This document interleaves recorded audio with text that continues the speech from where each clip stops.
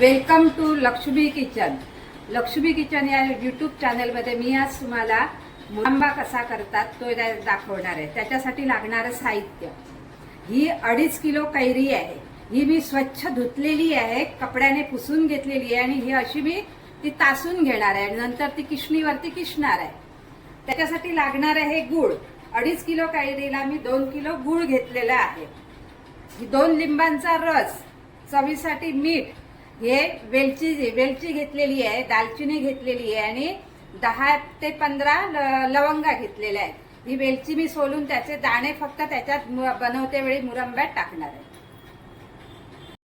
ही कैरी मी किसून घेतलेली आहे. ही 2.5 किलो कैरी आहे. त्याला हा 2 किलो गूळ मी किसून घेतलेला आहे.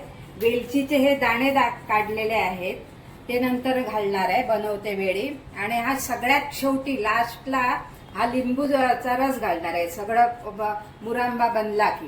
आता हे गूळ आणि हे कैरीचा हे किस, हा सगळा एका स्टीलच्या टोपात मिक्स करून ठेवणार आहे 5 मिनिटं.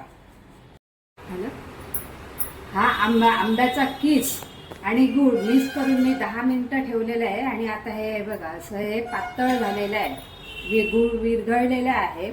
आणि हे मी आता मीडियम गॅसवरती 10 मिनिटं ठेवणार आहे. नंतर मग गॅस कमी करणार आहे. मीडियम गॅसवरती हे मी 15 मिनिटं हे केलंय, ढवळत राहिले. आणि ते बघा हे असं झालंय. आणि याचं ना, आणि 15 मिनिटं झाल्यानंतर मग मी त्याच्यात लवंग, दालचिनी, वेलचीचे दाणे सगळं टाकलंय.